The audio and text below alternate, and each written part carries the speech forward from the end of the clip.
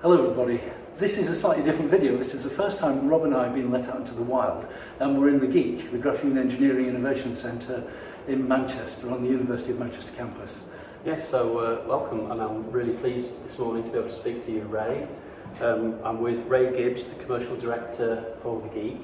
So I just wondered, Ray, if you could tell us a little bit about yourself and your role. Okay, so I've been in the industry for 35 years, mainly in high-tech industries, defence, all sorts of things, and I got involved in graphene nanomaterials, carbon nanotubes from around about 2010, not surprisingly when that was first announced about the discovery of the whole process, and I've been immersed in that ever since. So what's your role at the GEEC? My role is to commercialise spinouts from the University of Manchester and attract spin-ins as part of the ecosystem, the ecostructure in the Manchester University campus. And as part of that, you're involved in the Manchester Graphene Company.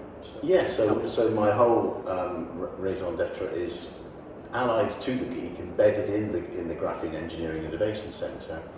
Is my role as part of the Manchester Graphene Company is to act as business mentor, advisor of the spin-outs and spin-ins to help them grow, create jobs in the location, and to find funding as appropriate for them to then move into and beyond into the ecosystem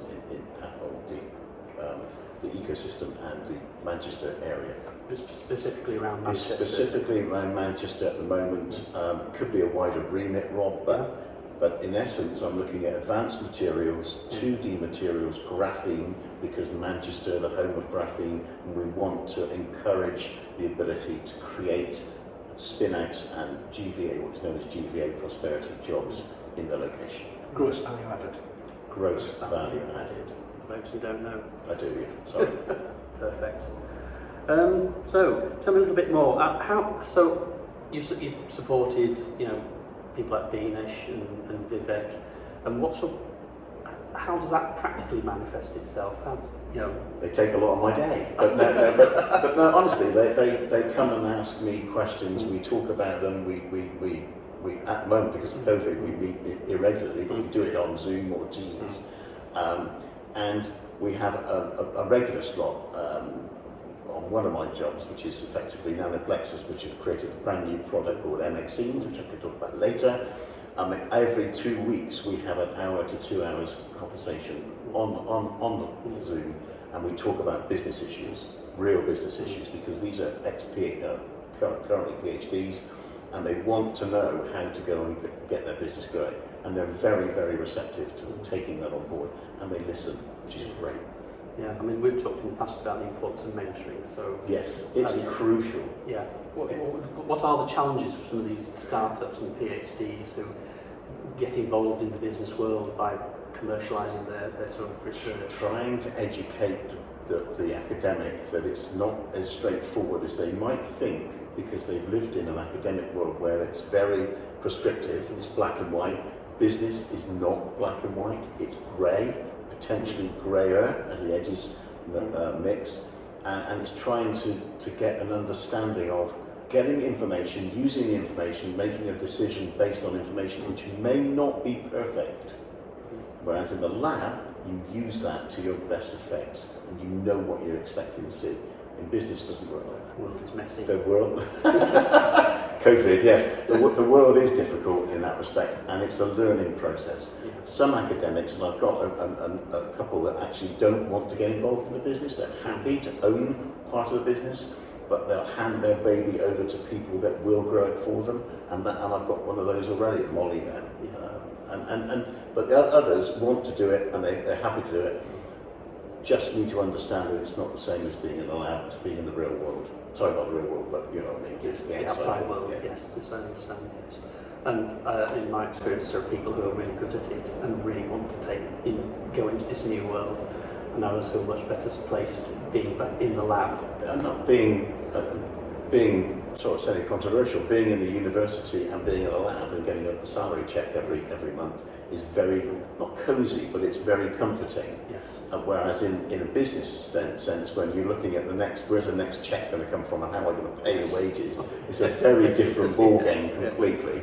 And that is a different mindset, and you have to be prepared to do that. So alongside this sort of coaching and mentoring, you've talked about sort of investment into these businesses. So Correct. What sort of investment are you helping them with? So, if you're a part of a university, the university has an element of the share ownership of the company. They've done the due diligence on the IP, so it's a verified IP, so there's no surprises. And the investment types could come from angel groups, it can come from a fund, it can come from individuals, it can come across the piece, and there's lots of money at the moment trying to find homes for businesses. What they are looking for, however, is proper management, thought process, and fundamentally where I start is the key questions are: have you got a product? Has the business got a product? Does it meet a market need? Often see something and say, I've invented this. Yeah, but is it going to be used in the market? Well, I'm not sure. We'll go and find out. So and then proposition, isn't it? So then, can you scale that? And that's where the Graphene Engineering Innovation Centre, working in that environment, embedding in that, helps them to quickly scale stuff. And that's why Beamish and Jai from Nanoplexis are here. They want to scale. So are you providing equity, or is it just loans? So no. I'm not investing directly. The investment community are the investors, but I work with them. I'm non-executive chairman of AEH, so I'm helping Beamish grow that too. And that's all about being, if you like, part of not the management team, but part of the advisory group that sits around them and helps them do that, including the non-executive brokerage type. You could say we're a brokerage, but it's a bit more than that, because the investment community, often venture capitalists will invest in something and then they'll just leave the fund and wait for it to either flourish or die, and because they can't cope with all the other ones they've got. So no, we're more about helping, because I'm dead keen to get jobs in the location, and I don't want anything to fall over and fall away and not work, because that's not a good thing to be. So tell me a bit more about the jobs in the local community. So I mean, for example, AEH has already recruited 6 people locally. Okay, some have come from the university, some have been brought in, and they're in here every day of the week at the moment. Now we're open for business. So from that perspective, you've got that. Vivek's in the moment trying to sell his mats, so he's already started to think about employing those sort of things as well in terms of people. The Nanoplexis guys are all about making jobs, creating in the next 12 months. They're looking to grow their business quite considerably. I've already got on a molybdenum disulfide filtration system, which is patented brilliantly by the university, and they are already looking at putting people on board, and I've got someone who's interested in taking that on as a general manager, CEO effectively, which will then lend us the opportunity to raise money for our business too. I think that's brilliant, with my background in supporting small businesses. It's the backbone of the economy. It's the backbone of the economy. More people employed in small businesses than any other sector. It's just what makes the place grow. And it's the most difficult to grow quickly, because the entrepreneurial spirit, you need to move quick, you need to make a decision. You can't sit there and wait for something to happen. You've got to deliver, you've got to go. And that's key. That's really key. It's important that the academics understand they can't sit and wait for the experiment to finish. They've got to get on and move stuff along.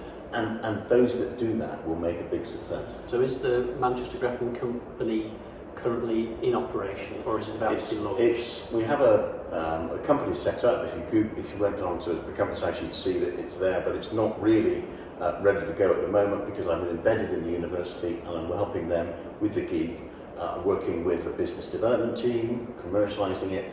There's a thing called Bridging the Gap with the university here in the gig, which absolutely gives free access to a capability to see whether or not that product can be moved on, and that's key. And the businesses that come here don't have to pay anything for that. It comes out of the state. Well, thank you, Ray. That's been absolutely fascinating, and wish you all the best for the Manchester Graphene Company. Thank you. I'm going to be very busy. I am very busy.